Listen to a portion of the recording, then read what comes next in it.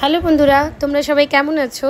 আশা করছি ভালো আছো। আমিও ভালো আছি। চলে এসেছি আমার নতুন ব্লগ নিয়ে।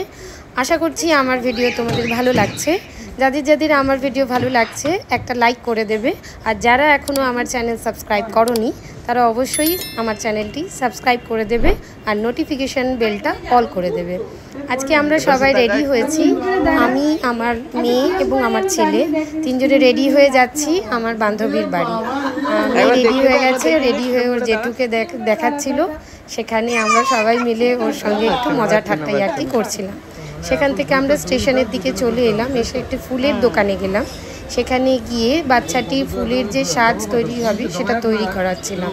তো এখানে ওর গায়ের মালা এবং মাথার মুকুট তৈরি হচ্ছিল। তারপর আমরা ট্রেনে উঠলাম।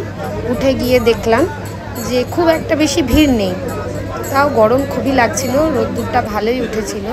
মাঝপথে দেখছি আমার মেয়ে একটুখানি কালারিং লিপ বামটা একটু লাগিয়ে নিচ্ছে। খুব সাজতে খুবই ভালোবাসে, স্টাইল করতে খুবই ভালোবাসে। ভিডিওতে দেখে তোমরা বুঝতেই পারছো। তারপর ধীরে ধীরে আমরা কাঁচরাপাড়া স্টেশনে নেমে গেলাম। সেখান থেকে ওভারব্রিজ হয়ে ওর বাড়িতে, বান্ধবীর বাড়ি ডিরেক্টলি চলে গেলাম। তো একটু লেট হয়ে গেছিলো যেহেতু ডিস্টেন্সটা বেশ খানিকটা ছিল। আর এখান থেকে গিয়েই দেখলাম যে আমাদের রানী তিনি স্নান করছেন। সবাই তাকে হলুদ মাখিয়ে স্নান করছিল। তারপর তাকে সাজুগুজু করানোর পালা ছিল। তো স্নান সারতেও খুবই ভালো লাগছিল ওর। ও জল ঘাটতে খুব ভালোবাসে।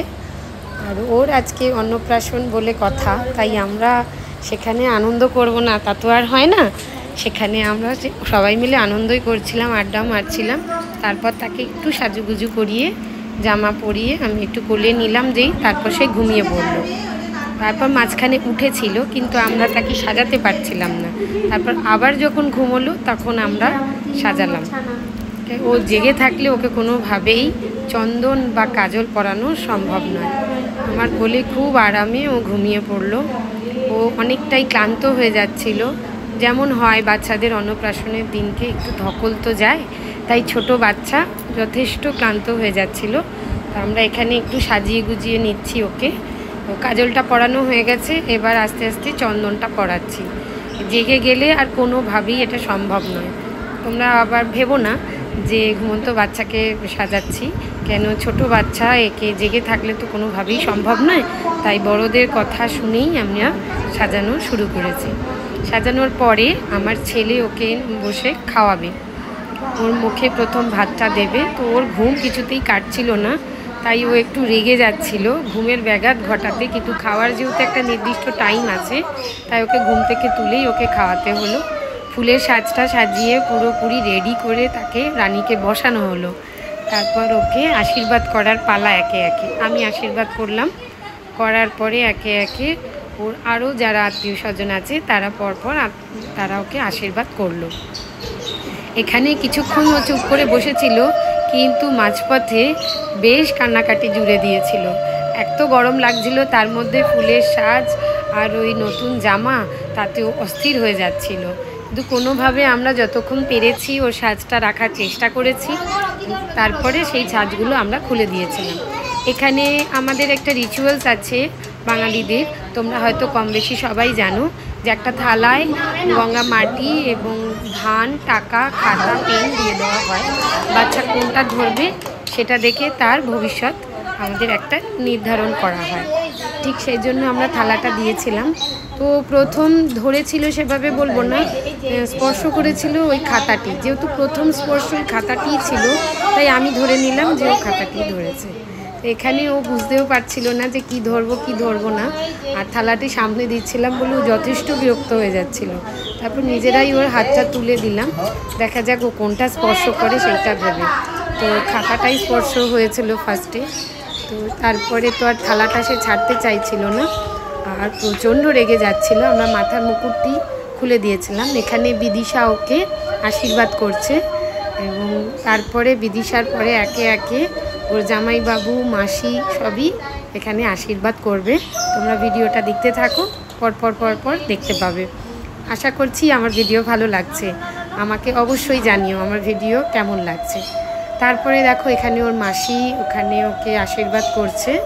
সবার আশীর্বাদ হচ্ছে, কিন্তু ওর গরমে বাচ্চাটির গলা খুব শুকিয়ে যাচ্ছিল। সেজন্য আমরা ভাবলাম যে ওকে যেমন আশীর্বাদ করা হচ্ছে করা হোক, তার মাঝখানে একটু করে বোতলে জল খাওয়ানো হচ্ছিল।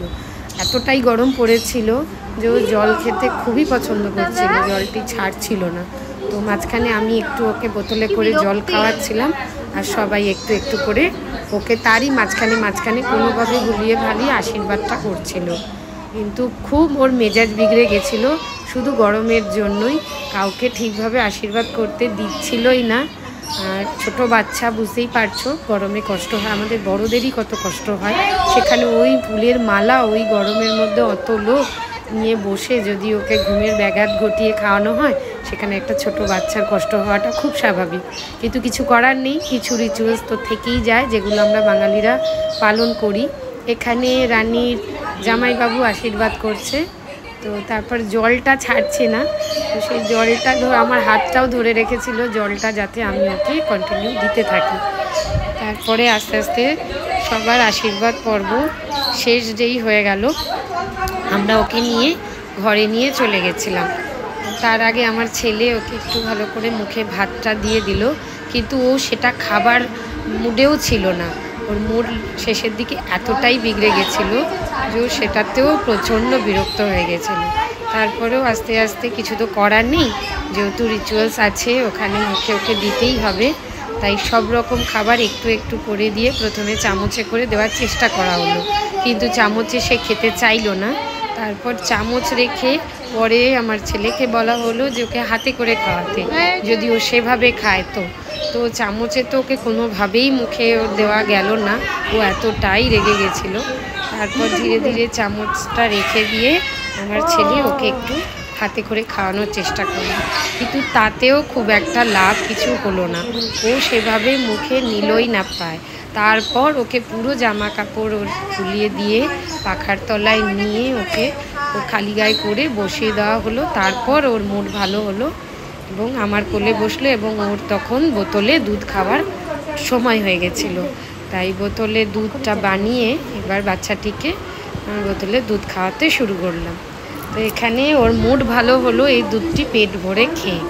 ওর যেহেতু খুব খিদেও পেয়েছিল, গরমও লাগছিল, সব কিছু মিলিয়ে ও আর থাকতে পারছিল না, তাই আমরা তাড়াতাড়ি করে ওকে দুধটা যেই খাইয়ে দিলাম, সঙ্গে সঙ্গে ওর মুডটা খুব ভালো হয়ে গেল। খুব খেলা করছিল, খুব আনন্দ করছিল এবং খুব হাসছিল। যেহেতু ছোট বাচ্চা, পেটটা ভরা থাকলে বেশিরভাগ বাচ্চাদেরই দেখবে মুডটা সঙ্গে সঙ্গে ভালো হচ্ছে। তো রানী আমার সাথে খুবই খেলা করছিল, আমাকে গালে হামি দেওয়ার চেষ্টা করছিল। তো বান্ধবী এখানে ভিডিওটা করছিল। তো এই সমস্ত দিনগুলোই আমাদের স্মৃতি হয়ে থেকে যায়। একদিন রানী আমাদের বড়ও হয়ে যাবে, কিন্তু আমাদের এই দিনগুলো অবশ্যই মনে থাকবে। এখানেও আমার সাথে খুব খেলতে ব্যস্ত এবং খুব আনন্দ করছে, এবং আমি যে কথাগুলো বলছি কি বুঝছে জানি না, কিন্তু খুব হাসি মুখে নিচ্ছে। এখানে পাখার তলায় নিয়ে বসেছি, ওর মুড খুব ভালো হয়ে গেছে। এই জামাটি খুব সুন্দর ছিল, খাওয়ানোর সময় যেহেতু এটা পরানো সম্ভব হয়নি, তাই পরে এটাকে পরিয়ে একটু সাজিয়ে বসানো হয়েছিল, সেই সময় আমি ভিডিওটা একটু ক্যাপচার করলাম। তো আমার বান্ধবী ওকে নিয়ে বসেছিল, তো মা নিয়ে বসে আছে তার ব্যাপারটাই আলাদা, সাজগোজ করে মুড ভালো হয়ে গেছে। তারপর কোলে করে সবার সাথে খুব খেলতে ব্যস্ত। এখানে ওর জামাইবাবু বিভিন্ন রকম কথা বলছে, আর ও সেগুলোকে একটু রেসপন্স করছে। কতটা ও বুঝছে তার ঠিক নেই, কিন্তু রেসপন্সটাও কিন্তু করে। এরপর ধীরে ধীরে ও বিদিশার কোলে বসলো, বিদিশার কোলে বসে সময় কাটাচ্ছে। সকলে তো ওকে নিতেই ব্যস্ত, এটা খুব স্বাভাবিক ব্যাপার, ছোট বাচ্চার অন্নপ্রাশন হলে বলে কথা, তো সেই বাচ্চাটিকে নিয়েই সবে ব্যস্ত থাকবে। তারপর আমি আমার কোলে নিয়ে ওকে একটু ঘুম পাড়ানোর চেষ্টা করছিলাম, কিন্তু তখনই কারেন্টটা চলে গেল। যেই কারেন্ট চলে গেল তখনই বাচ্চাটি বিছানায় আর বসতে চাইছিল না। তারপর আমি কোলে নিয়ে আস্তে আস্তে দোল দিয়ে ঘুম পাড়ানোর চেষ্টা করলাম। তারপর বিদিশার কোলে দিলাম, ও মোটামুটি তখন একটু ঘুমিয়েছে, কিন্তু যথেষ্ট গরম লাগছিল, তাই আমরা সাইড থেকে হাওয়া করছিলাম কন্টিনিউ। এতটা গরমে আমাদের বড়োদেরই এত কষ্ট হচ্ছিল, ওইটুকু বাচ্চা ওর তো কষ্ট হওয়াটা খুব স্বাভাবিক। আচমকা কারেন্ট চলে গেল এবং কারেন্টটা অনেকক্ষণ ধরে ছিল না। তারপরে আমি খেতে বসে গেলাম, কতক্ষণ আর অপেক্ষা করব দেখে। গরমের মধ্যেই যাই হোক কোনোভাবে আমি খাবারটা খেয়েছি। তারপর মেয়ের কোলে দিয়ে দিলাম। ও তারপর জেগে গেছিলো গরমের জন্য, আর এত লোকজনের আওয়াজের জন্য বাচ্চাটি বেশিক্ষণ ঘুমোতে পারেনি। এরপর আমাদের ধীরে ধীরে বাড়ি ফেরার পালা। বাড়ি যখন ফিরছি তখন বিকেল হয়ে গেছে। তো ধীরে ধীরে আমরা বাড়ি ফিরছি। আমার ভিডিও কেমন লাগছে আবারও জানালাম যে তোমরা আমাকে জানিও। কিন্তু এখান থেকে ওকে ছেড়ে যেতে চাইছিল না মন, কিন্তু তাও কিছু করার নেই, বাড়ি তো যেতেই হবে। আজ তাহলে এই অবধি, দেখা হবে আবার কোনো ব্লগে। সবাই ভালো থেকো, সুস্থ থেকো। আর এখানে আমার মেয়ে তাও যাওয়ার আগে ওকে ছাড়ছিল না। আজ এই অবধি, তাহলে টাটা।